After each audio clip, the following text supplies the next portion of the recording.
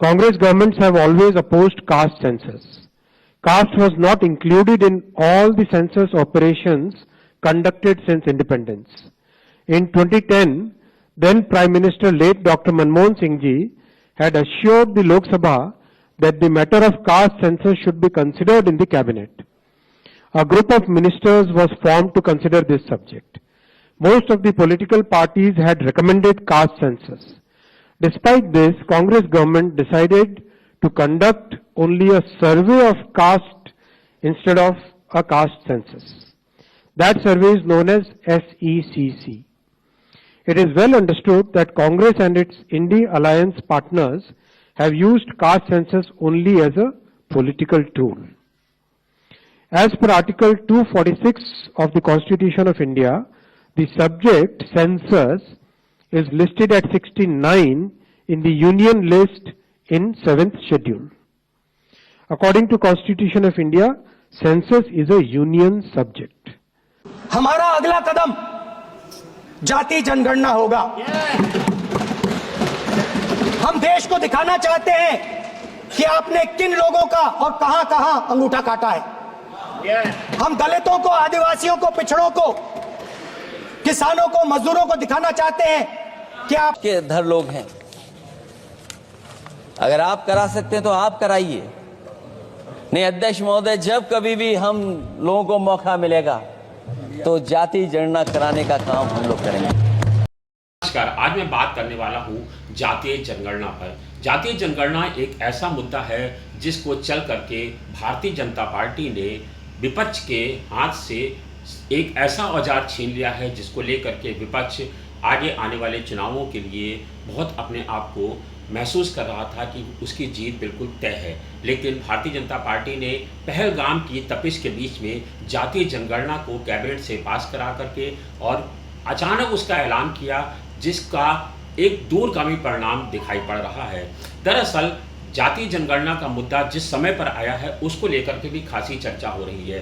Bharatiya Janata party की एक खास बात है, आपने शुरू से देखा होगा कि जब वह कोई राजनीति करती है तो वो अपने खिलाफ कोई मुद्दे को पनपने नहीं देती है। इस समय पहलगाम की तपिश पूरे देश को झुलसा रही थी। हर व्यक्ति एक आक्रोश में था कि पहलगाम का बदला भारत सरकार पाकिस्तान से कब लेगी। पूरा विपक्ष हो, चाहे देश का किसी भी वर्ग का व्यक्ति हो, वो पहलगाम को लेकर के आक्रोशित था। लेकिन भारतीय जनता पार्टी ने इस मुद्दे को बिल्कुल कहें तो बिल्कुल ठंडे बस्ते में डाल दिया है। और आज की आप मीडिया की खबरों को उठा करके देखें तो पहलगाम की खबरों को पीछे कर दिया गया है और जातीय जनगणना को लेकर के सभी, चाहे कोई भी चैनल हो, वो उस पर डिबेट करते हुए नजर आ रहे हैं। अखबारों की सुर्खियों में भी जातीय जनगणना का मुद्दा बना हुआ है।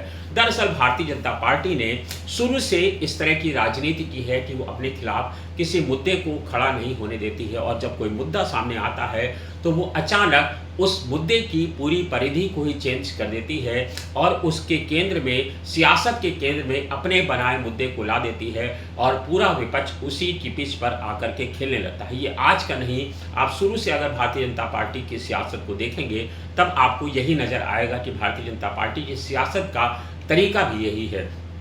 लेकिन इस समय बात आज जातीय जनगणना की हो रही है। जातीय जनगणना का मुद्दा ला करके भारतीय जनता पार्टी ने दरअसल विपक्ष के हाथ से एक बड़ा औजार छीन लिया है। आपने देखा होगा पिछले दिनों से, चाहे वो उत्तर प्रदेश की अगर बात करें तो मुख्य विपक्षी दल समाजवादी पार्टी, जिसने मुख्य तरह से एक इसको औजार बना रखा था और हर समय, चाहे वो जब अखिलेश यादव विधानसभा के सदस्य थे तब वो इसी मुद्दे को जोर से उठाते थे, उनकी योगी आदित्यनाथ से जोरदार बहस इसी मुद्दे पर होती थी।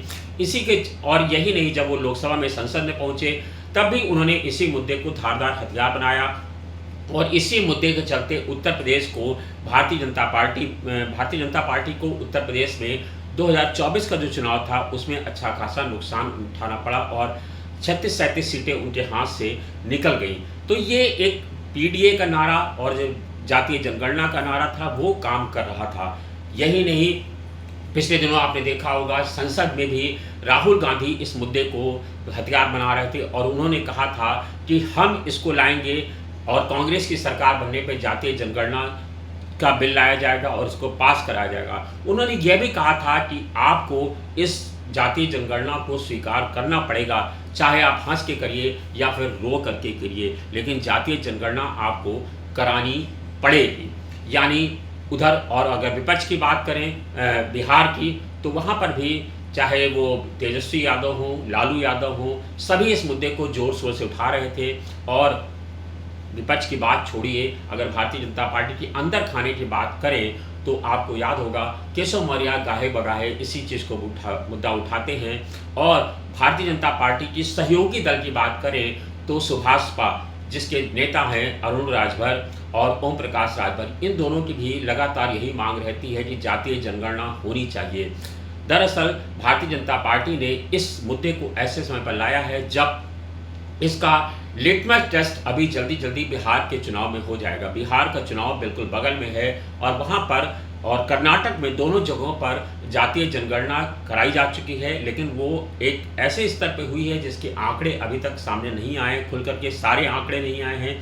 और जातीय जनगणना कराई गई है, और लेकिन उससे जो आंकड़े छन भन करके जो निकल करके सामने आए हैं, उससे साफ पता चलता है कि ओबीसी वर्ग की बहुत बड़ी संख्या बिहार में ही नहीं पूरे देश में पनप करके आई। एक मोटा आंकड़ा बताया जाता है कि करीब 52% संख्या ओबीसी और ईबीसी वर्ग की है।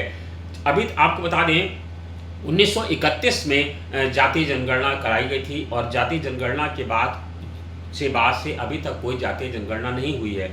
और अभी तक जो जनगणना होती है उसमें दलित और आदिवासी को तो गिना जाता है, लेकिन पिछड़े वर्ग को और ईबीसी वर्ग को नहीं गिना जाता है, जिसके चलते इनको उनकी संख्या के हिसाब से भागीदारी नहीं मिल पा रही।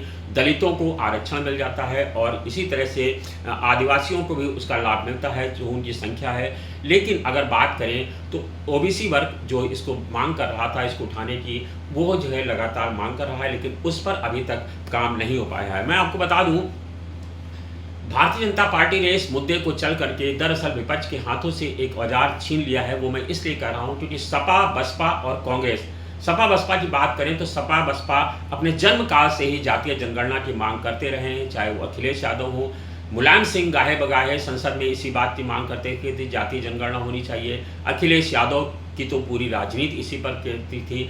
बसपा संस्थापक काशीराम, आपको याद होगा काशीराम ने 1982 में एक किताब लिखी थी जिसका नाम था चमचा युग। उस पर उन्होंने 1982 में इस किताब को जब लिखा था तो शुरू से लेकर आखिरी तक इसमें जातीय जनगणना की पैरोकारी की गई थी। उसी से संबंधित पूरी किताब है चमचा युग, अगर आप उसको पढ़ेंगे तो आपको पता चलेगा।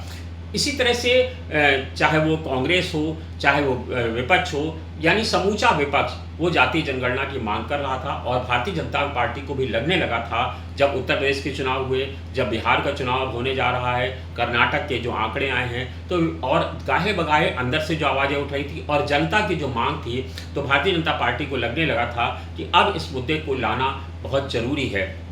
इसीलिए उसका आनन फानन इन्होंने ऐलान किया और इसका लिटमस टेस्ट अभी बिहार चुनाव में होने जा रहा है। हालांकि इसका असर आगे आने वाले, अभी तो जातीय जनगणना का ऐलान हुआ है, तो अभी इसके प्रयोग में लाते लाते 2026 यानी 1 साल का समय लगेगा तैयारी में, और इसके जब आंकड़े आएंगे तो अगर बहुत जल्दी काम हुआ तो भी 2027 तक इसके आंकड़े आएंगे। तो इसका प्रभाव आगे आने वाले चुनावों में दिखेगा। और विपक्ष के हाथों से जब यह औजार छिन गया है तो भारतीय जनता पार्टी पिछले लंबे समय से पिछड़े वर्ग में सेंध लगाने का काम कर रही थी, और जब पिछड़े वर्ग में सेंध लगाई गई तो उस सेंध का असर पिछड़ा वर्ग दिख रहा है। और अब भारतीय जनता पार्टी ने विपक्ष के हाथों से एक बड़ा मुद्दा भी छीन लिया है। अब विपक्ष के पास ऐसा कोई मुद्दा नहीं है जिसको लेकर के वो भारतीय जनता पार्टी को घेर पाए, भारतीय जनता पार्टी के साथ दो हाथ कर सके, चाहे वो संसद में हो चाहे कोई हो। अब विपक्ष किस मुद्दे को लाएगा ये भी भारतीय जनता पार्टी ने उसको कहें तो मुद्दा विहीन बना दिया है, और ये मुद्दा विहीन भारतीय जनता पार्टी की सियासत है। और पहलगाम के जो आतंकी हमला हुआ था उस दौरान इसको ला करके भारतीय जनता पार्टी ने एक बड़ा पासा तो चल ही दिया है। हालांकि अब इसका क्या प्रभाव होगा ये तो आगे आने वाले समय में पता चलेगा, लेकिन फिलहाल ये तय है कि बिहार के चुनाव में भारतीय जनता पार्टी को इससे लाभ होता तो दिखाई पड़ रहा है। हालांकि खुशियां सब तरफ हैं और हर दल अब ये कह रहा है कि विपक्ष भारतीय जनता पार्टी को ये मुद्दा उसके चलते लाना पड़ा है। यानी भारतीय समाजवादी पार्टी कह रही है कि पीडीए के आगे भारतीय जनता पार्टी नतमस्तक है, तो राहुल गांधी कह रहे हैं कि भारतीय जनता पार्टी ने ये हमारे चलते ही इस मुद्दे को सरकार अमल में लाई है और अब इसकी टाइमलाइन बताए। तेजस्वी यादव बिहार में पटाखे छुड़ा रहे हैं और उनका कहना है कि वो इसी विपक्ष के बिहार की राजनीति के चलते ही अब ये मुद्दा लाया गया है। मैं आपको तमाम सारे नेताओं के मैंने बयान भी सुनाए और अब आप खुद तय करिए कि आखिर भारतीय जनता पार्टी का इस समय ये मुद्दा लाने का क्या कारण है। हालांकि इसके परिणाम तो अभी समय आने पर दिखाई पड़ेंगे। धन्यवाद, शुक्रिया।